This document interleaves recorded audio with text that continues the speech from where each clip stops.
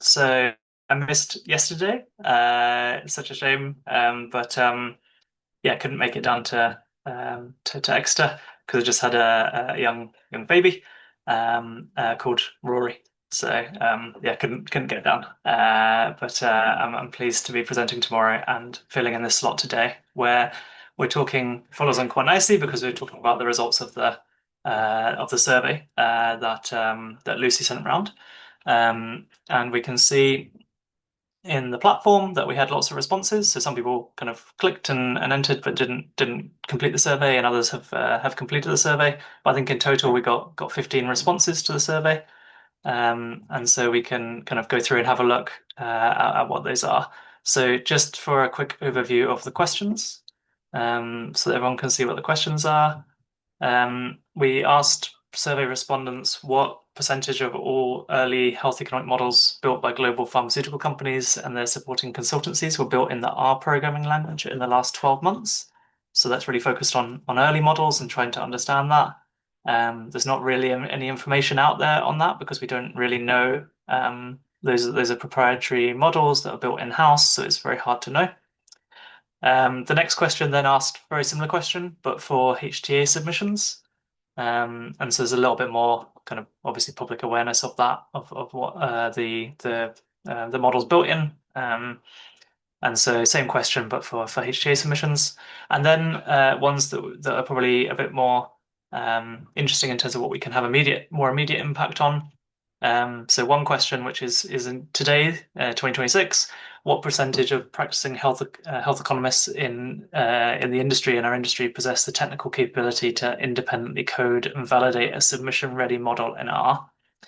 And then the same question for 2030. So looking forward 4 years, what percentage of health economists do we think will possess the technical capability to independently code and validate a submission-ready model in the R programming language?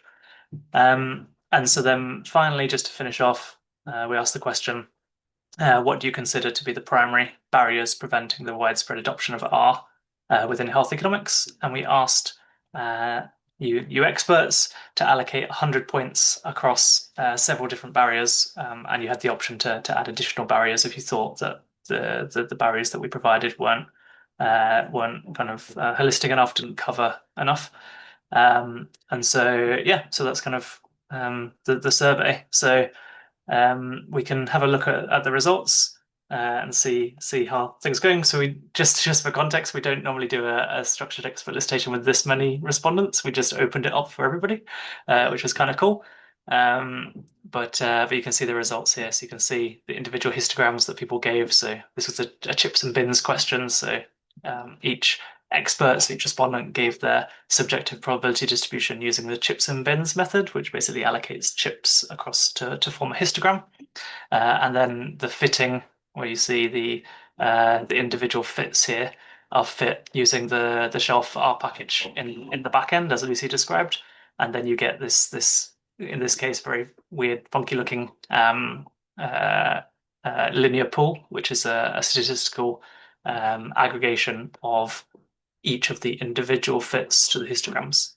And so then you can kind of get some idea on what the combination of different subjective probability distributions from a group is. And so if I flick to the slides, I've made them slightly clearer to see.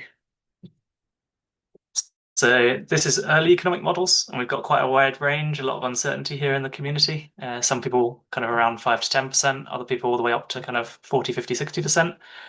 So we've got a wide range here that people think maybe we say somewhere in the 10 to 40 range seems to be conceived. So quite a few early economic models built in R, but HTA models much lower.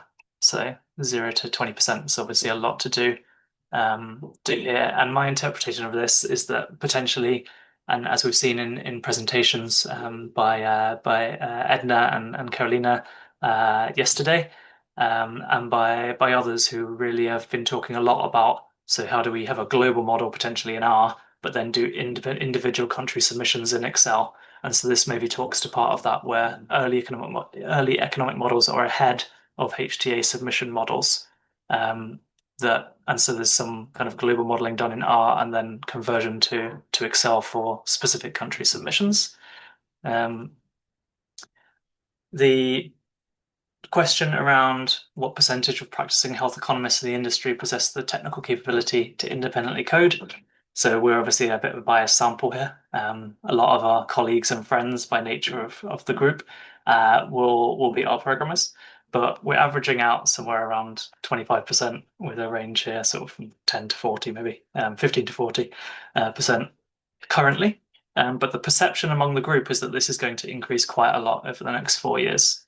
So up to sort of 45% average estimate among the group. Um, so that's pretty encouraging. People seem hopeful that more people are going to adopt and build models in R.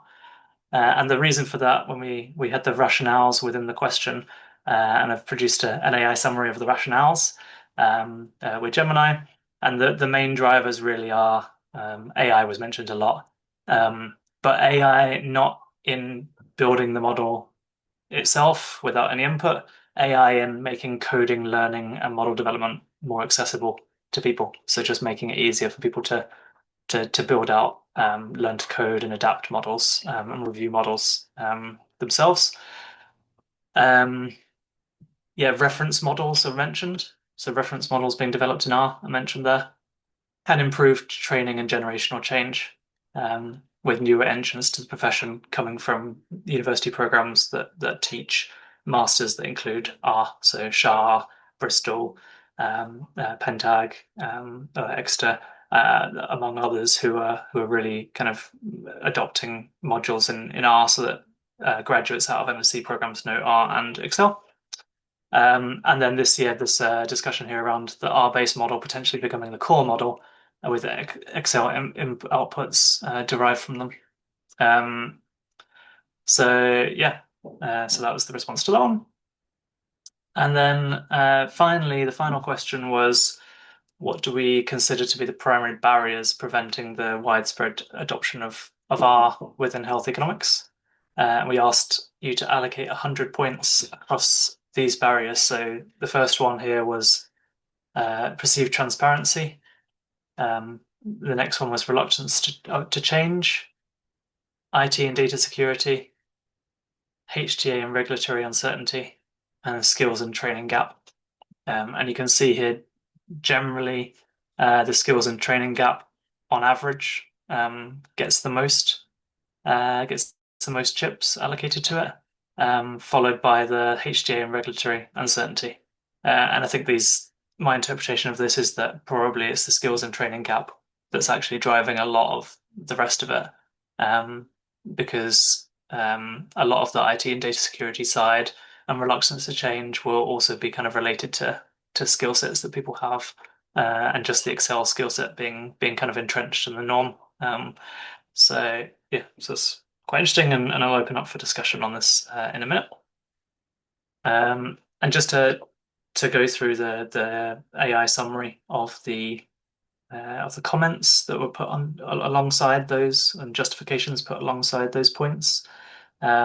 Skills gap was mentioned many times, and HTA acceptability as well. And not so much even that it's all HTA bodies, but that there's an inconsistent acceptance. So even if you have one or two, that makes it tricky to develop a pure kind of R model if you then go into know you have to convert it to Excel. And establish workflows, and then the need for clear practical benefits. So we've seen kind of a lot of sessions here where we're talking about DES models, microsimulations, where the benefits of R in terms of speed are just so massive that it kind of completely trumps Excel by such a large margin that overcomes the inertia to change. And then finally, secondary barriers are smaller things around usability, interfaces, IT data security requirements, and maintenance. So that's it on our kind of N equals 15, very quick survey of the group, but hopefully some useful findings, and we'll share and circulate the slides for people afterwards to see. But hopefully that's useful to give some context. to where things are going. Um, Fantastic. I was going to open up to questions and or comments and feedback because I think the group, I'm sure everybody has different reflections than me, and I'm keen to hear what people think about that. Thank you, Rob. Maybe a question from me, actually, based on your experience working with art and working with different countries, where do you see the group may need to put the biggest efforts in order to allow this further expansion of art into HTA? And I'm telling you this from the point of view, I didn't mention it at the beginning, but I'm leading the modeling work in Latin American countries for MSD across all therapeutic areas. So we definitely see that not all the agencies in that part of the world in Latin America have the skills to be able to deal with art at the moment, and it looks like things are going to take a little bit of time until even some of them can deal with complex Excel models. So just wanted to get your perspective in terms of how you see that evolving over time and what has been your experience with different regions. Thank you. Yeah, it's very mixed. So I know that Canada, with CDAs in and NICE are definitely kind of the most advanced in terms of the way in which they're accepting models and flexible on models. And I know there's many other countries for which that just isn't the case. We've had a lot of people on our courses from Latin America, which maybe is a good sign in the Mm-hmm. long run. Um, but um, but I hope that things will gradually shift. I do think I know everybody's constantly talking about Gen AI, but I do think it's making a huge difference in the way that people are learning and able to critique models in particular, because it's very good at finding bugs and issues, and it does make script-based models in particular far more accessible than Excel-based models. So I think that is going to radically transform the adoption of script-based models in R or Python or C++ over the next 4 or 5 years, and I think that seems to be the consensus in the group based upon that survey. Um, but I think the HTA bodies are, from what I can observe, potentially the slowest to react to this change. And that's not necessarily a critique; they're just very risk averse. But the companies have kind of future-proofed and put resource into to upskill staff, certainly at least in global teams. Um, and consultancies can see kind of a niche and a room for growth there. So there are also a lot of the consultancies, as you see here, are investing a lot in it. And so it's the HTA bodies themselves. In the UK, we're very lucky because the universities are kind of leading the charge, and many of the universities are here and are very well versed with R. But I think there's other HTA bodies worldwide that kind of will need support, and it's finding a way in which, as a community, we can support those bodies that will be really valuable. So running sessions like this, I think, is really useful. Mm-hmm. Excellent. Thank you so much, Rob. So I can see a question in the chat, and then I'll go with the people that have the hands up. A question from Achilles. Are there any insights on regulators increasingly accepting R models and explicitly mention its use in HTA guidelines? Yes, that's a great question. And Javier's just put a link in the chat. So we've got a living document online, which Javier's linked tonight very helpfully, that provides the responses from different HTA agencies with their willingness to accept R-based models, either in their guidelines or Rose followed them up individually to get responses. And there you can see a color-coded system of red for no, yellow for sometimes, and green for we will accept them. So yeah. Great. Thank you for that answer, Rob. I'm going to pass it over to Dawn. Yeah, so really interesting results from the survey there. So just a few comments on some of that discussion that's been had so far. So in terms of NICE, we did a survey maybe 5 or 6 years ago of EAGs and how comfortable they were in R, and most of us weren't. I did a survey at Christmas about how comfortable most of us R, using R, and it's roughly 2/3 are now comfortable, right? So that situation is massively improving, which is really good news. I would say NICE, Zin, and Canada are the three that are leading the charge here in terms of HTA body acceptance of R. So Zin obviously did the pilots recently, looking at submission of R models. Canada have got their own internal working groups going on at the moment, looking at increased use of R within their own practices, which is fantastic. We do have actually a meeting of HTA bodies to discuss the use of R in HTA that happens roughly every 3 to 6 months. So if there's anybody in here from a HTA body who wants to be part of that meeting because they would love to use R in their own HTA systems, if you could drop me a line, I'm very happy to include you. And I suppose the other thought is from yesterday, we saw some of the hybrid RXL versions. So as much as I don't love these, I suspect they're going to be a key step getting to increased acceptance because we are still going to need Excel for some of the HTA bodies for a reasonable amount of time. And that allows you to get the best of both worlds.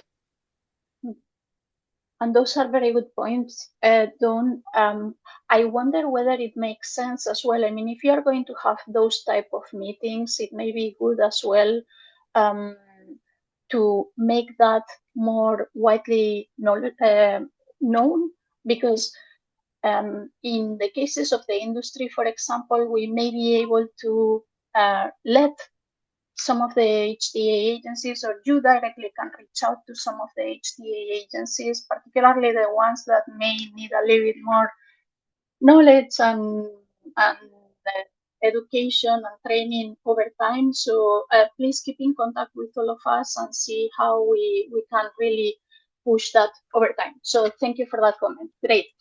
There's another question in the chat. And this question is from Nordam Tarek. As AI lowers the technical barriers to developing complex models in R, do you think this will help HTA bodies become more comfortable with accepting R-based models, or could it have the opposite effect by raising concerns that models are increasingly being generated by AI rather than developed and understood by analysts? Yeah, I think that's a good question. I think overall it's definitely going to make everybody on both sides, so the person building the model and the person reviewing the model, more confident. So I think the overall effect is very, very positive.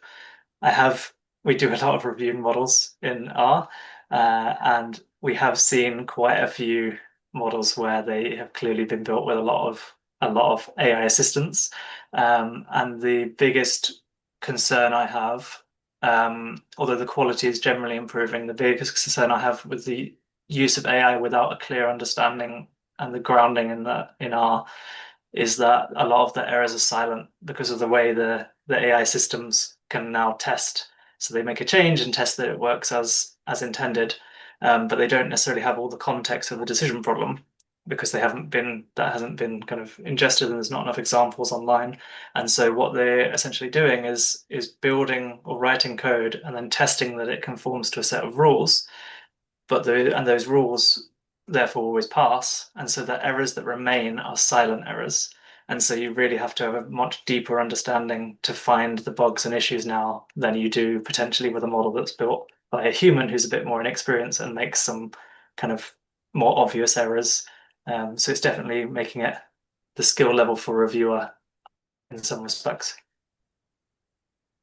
That's a great point. Thank you so much, Rob.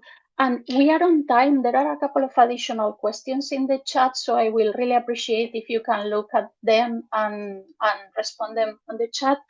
Rob, thank you so much for stepping in and sharing the results of this service with us at such a short notice.